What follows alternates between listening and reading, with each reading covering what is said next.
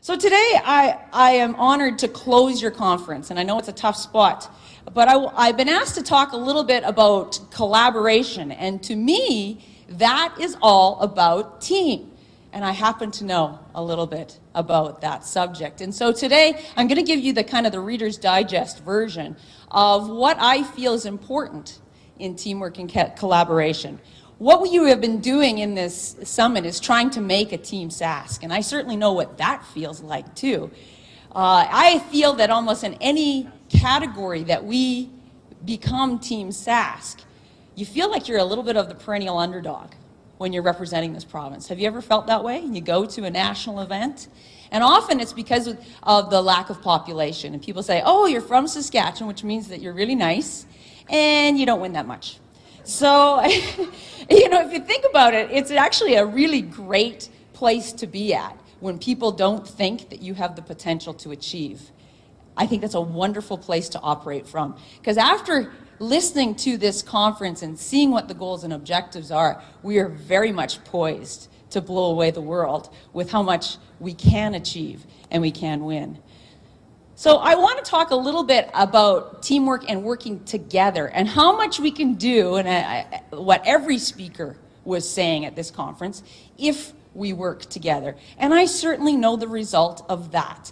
If we work together, we can achieve incredible things. And I know that as a single curler, as a person who throws really hard and sweeps a lot, I can only win a few individual trophies. But when I work with 3 other people, I got to win an Olympic gold medal.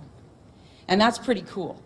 And I learned to really believe in what we could do if we share those goals together. Now, everybody knows that has ever heard me speak knows I bring my Olympic gold medal, right? And no difference for today, because I think my philosophy is that you can either win an Olympic gold medal and die with a beautiful, bright, shiny medal that no one has ever touched, or you can die with one that is dirty and scratched up and dented because you shared it.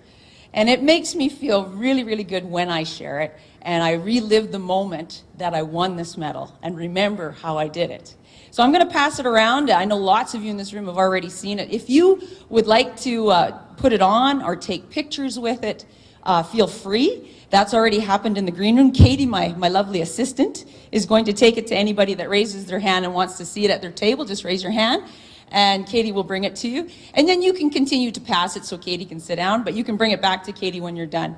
So my advice to you and the other speakers that were in the green room that tried on my medal and took their picture of it, I have to warn you that you really should figure out, before you blow that picture up and frame it and put it in your living room, you should figure out what sport you won your medal in. Before you bring over the family and friends and say, hell yeah, that's just me and my gold medal.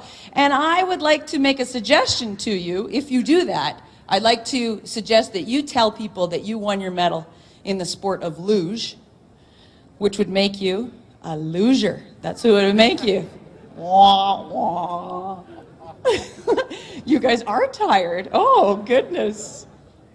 So anyway, have fun with that. That's kind of my little gift for you that have stayed. Okay, so obviously my life has been changed by becoming an Olympian. And as you noticed, there's 5 Olympic rings. And what I've done is taken my ideas on what are the principles of teamwork and put them onto the 5 Olympic rings. Now, it's pretty brilliant, isn't it? It's a great idea. It's not mine. I borrowed it from a guy named Dr. Dennis Waitley, who was the first man that I saw. He's a sports psychologist that first did this, and I went, ooh, that's really good. I'm going to borrow some of his ideas and put my own experiences on it, which is, of course, how all of us operate. So here we go. I'd like to share with you the 5 Olympic rings and 5 teamwork principles. The very first thing that we got to talk about, if we're talking about team principles, is that we have to talk about who is on my side. Now, the first time I ever had to kind of cross this bridge is when I came back from my 3rd World Championships. Remember, curling is an amateur sport. And we all went right back to work the next day. So we flew home from Bern, Switzerland, and I'm right back in front of my students as a teacher, grade 7, 8. And those kids felt like that they were on one team and I was on the other, and I was fighting against them. And I had no sense that we were on the same side. And I thought to myself, how could I be a world champion team sport player and feel like a complete individual loser at work? And what I realized was that I was not applying the same principles I would from sport into my work. And I came up with this definition of that team are all the people that are working towards the same goal as you. Now in sport that's kind of easy because they're all the people with the same colored jersey. If we talk about Grant's team, they're all the people in the red shirts. It's goes a little bit farther than that. We have to really think about who's working towards the same goal as you. So I really want to give some examples here of that. For example, how many people here in this room would like to lose 10 pounds? Yeah? Would you like to be on my team? Because I would like to lose 10 pounds too. All right? Well, the second part of that is team are the people working towards the same goal as you and willing to go to the same level of commitment and performance. So all those people that want to lose 10 pounds, are you willing to give up alcohol to do it? I'm out. I am absolutely out. And the same thing happens with almost every team that we define. And we say, well, everybody here is working towards the same goal, but I really don't want to work that hard. Or I don't really want to give up this or that. Or I don't really want to play that role. Well, then you're not on the team. And we really need to decide, are we on this team or not? And if you think about teams, they're everywhere. And they're not just on the sports field.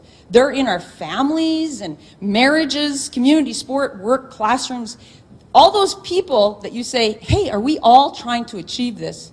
They're on our team. And so you always have a choice. Get on the team or get off the team.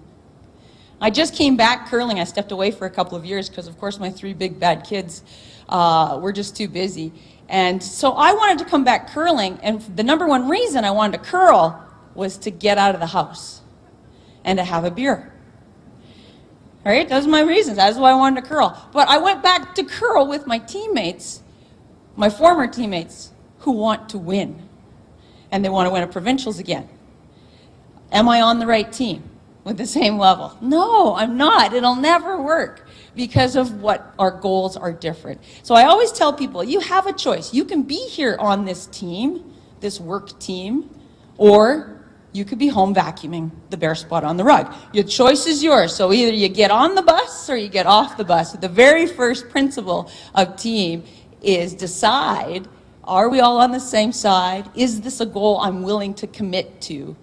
And am I on the same level of commitment? It sounds simple, but actually there's a lot of people that need to align.